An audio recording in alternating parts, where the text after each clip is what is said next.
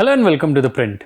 I am Mayank, and so far in two videos of this series on paper leaks, we have explained the anatomy, the suspects and the modus operandi behind these leaks. Over the next few minutes, I'll break down several underlying factors in examinations and states most affected by these paper leaks, along with the structure and functions of the national testing agencies that finds itself in the middle of this raging controversy. Demand and supply dynamics, growing unemployment, rising desperation among the youth, with organized gangs capitalizing on these vulnerabilities, plus a weak and leak-prone system.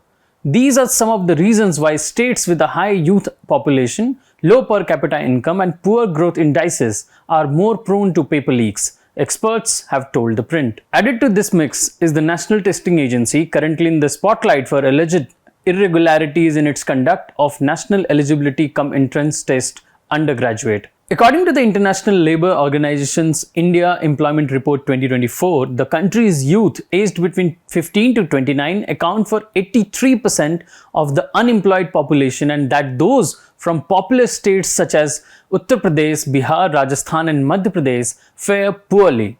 Incidentally, these states are also among the most vulnerable to paper leaks. Former Bihar Director General of Police Abhay Anand said that the rampant issue of paper leaks in Hindi-speaking states such as Bihar, UP, MP and Rajasthan are largely a reflection of a stagnant economic environment where employment opportunities are limited.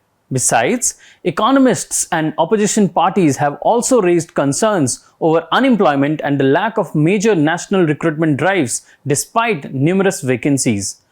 Abhay Anand further said that there is no flourishing industrial sector in these states compared to states in the southern and western part of the country, where the private sector can step up in providing employment. He further said that at the heart of these paper leaks in these states lies the stagnant economy, which is failing to create enough quality employment opportunities, leading to increasing demands for government jobs. In the past 5 years, there have been media reports of 8 paper leaks from Uttar Pradesh, around 7 each from Rajasthan and Maharashtra, and 6 from Bihar, including in the 2023 constable and teacher recruitment exams. Gujarat and Madhya Pradesh each reported around 4 cases. These states together account for 52% of country's youth population. However, a UP police officer said that media and public come to know of these cases that get reported and there is outrage because of reported cases and arrests. Lakhs of aspirants have been affected by such paper leaks over the years, source data collated from government websites and news reports. Over the past few years, there have been alleged paper leaks in NEET 2024 affecting nearly 23.33 lakh aspirants competing for 1,08,915 MBBS seats, and NEET 2021 affecting 16.14 lakh aspirants. In Rajasthan, the 2020 Junior Engineer exam leak affected 31,752 aspirants, and the 2021 Sub-Inspector and Platoon Commanders exam leak affected 8 lakh aspirants. The 2022 Rajasthan second grade teacher exam leak impacted 12.5 lakh candidates. In Bihar, this year's Public Service Commission teachers recruitment test leak affected 3.75 lakh candidates, and last year's constable recruitment exam impacted 18 lakh students. In Uttar Pradesh, the 2023 constable paper leak affected 46 lakh aspirants, and the assistant review officer exam leak affected 10 lakh candidates. The 2021 Gujarat head clerk exam leak impacted 88,000 aspirants. According to Kiran Bhatti, a senior visiting fellow at the Center for Policy Research, paper leaks are a symptom of a larger problem. This problem originates from a two-pronged gap between the demand for quality higher education and its limited availability, and between the labor market's requirement for high-skilled individuals and the level of education currently provided by the education system. She further said that dealing with question paper leaks alone will be just treating the symptoms, and while governance solutions such as an independent governing body will be a good start, that alone does not solve the essential problem. According to Bhatti, streams such as engineering, medical or social science are overburdened because other academic options that can provide new age skills and make youth employable in new industries such as digital marketing and hospitality have not yet opened up. There has been unprecedented demand, especially for MBBS seats at government colleges.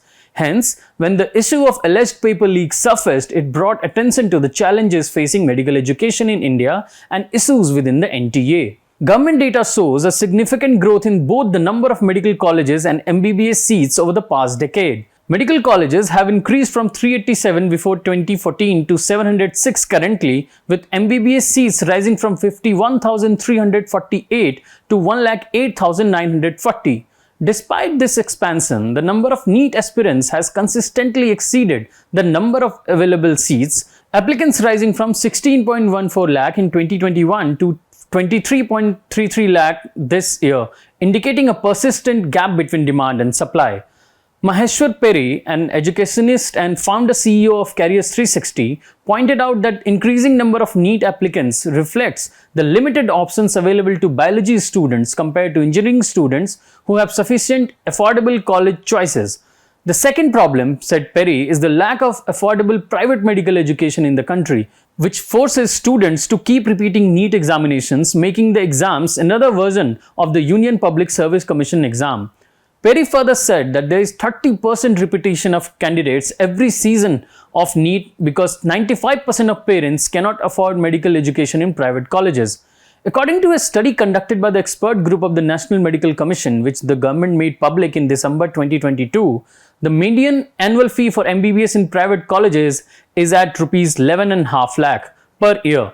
In comparison, students were asked to pay a meager 30,000 in the first academic year at the University College of Medical Science, a public-funded medical college in Delhi. Perry suggested that state governments looking to increase the number of medical colleges, government or private, in their states like Tamil Nadu had tried last year should be allowed to do so. He, however, added that in case of private medical institutes, there should be a cap on fees. Perry further added that there is a glass ceiling for biology students, which makes it so that they cannot do anything except MBBS, and exorbitant fees at private colleges further limit their options to only clearing the NEET exam to secure government medical college, which are scant compared to the demand. He said that current system is based on 2% merit and 2% rich, where 2% of students who qualify NEET get medical education while 2% rich who can afford higher college fees get admission in private colleges. Amid the controversy over the NEET UG paper leak, there are question marks over the NTA, which itself faces the problem of outsourcing and lack of manpower. The NTA was formed as an autonomous and self-sustained testing organization in 2018 under the Societies Registration Act 1860, after being approved in 2017 to bring, underquote, qualitative difference in the examination process. It was aimed at standardizing the entire examination process through a single test instead of conducting multiple examinations. The 10-member governing body is headed by a chair occupied by former UPSC chairman Pradeep Kumar Joshi.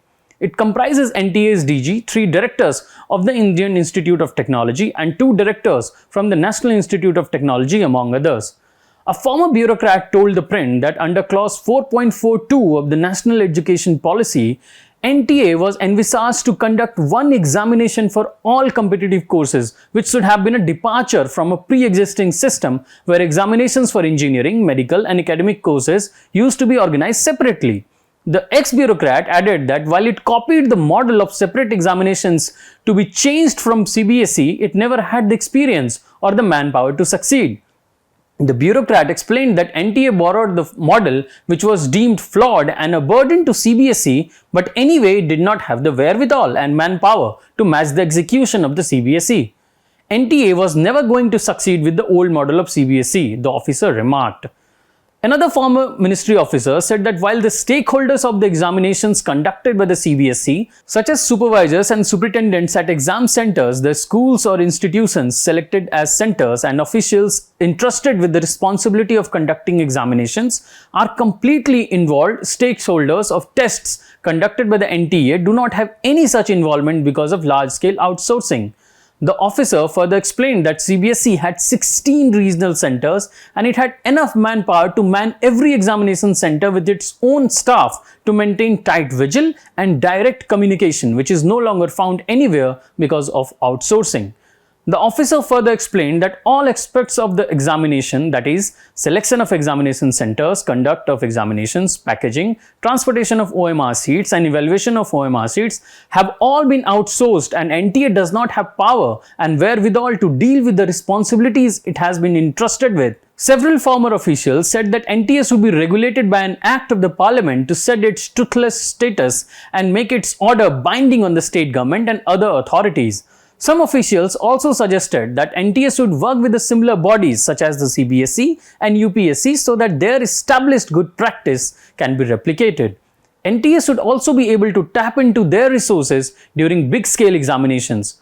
Former CBSE chairman R.K. Chaturvedi told The Print that NTA should work in tandem with CBSE and UPSC to tap into their resources, and the Ministry of Education should pass executive orders to state governments to empower NTA in the conduct of examinations. One bureaucrat quoted above also suggested that the NTA should prefer government colleges and the government should chip in to improve technology at those institutions to enable the NTA to conduct examinations. The official said that this would make the examination center more accountable because the supervisors and superintendents would have their careers at stake in case of any malpractice. Several former heads of state-level commissions also advocated the need for quality above representation. Questioning the use of pen and paper methods in State Public Service Commission examinations, former Rajasthan PSC chairperson L.K. Pawar said that commission should go for the digital mode of examination, but only after employing the most robust possible cybersecurity measures and protocols. He further said that most of these commissions have been used by state governments to accommodate officers and members from different groups for the purpose of social engineering to gain political dividends. He said commissions are not for social engineering and it should run on quality and integrity, not based on caste representation. Similarly, the former chairperson of Bihar PSC, Atul Pradhan, emphasized the deployment of people with clean and impeccable track records at the top, identification of organized gangs to stop their impact on the education system, and leakage at the commission level. He called for an audit of functions of all components to find out each possible gap and suggested drastic measures such as printing question papers right at the centers for small-scale examination to at least make them tamper-proof. This was the last video of our series on paper leaks. I and my colleague Bismi Taskin have explained the anatomy, usual suspects and loopholes in laws and exam conducting bodies, and have also brought perspectives from experts on how to fix them. Thank you for watching.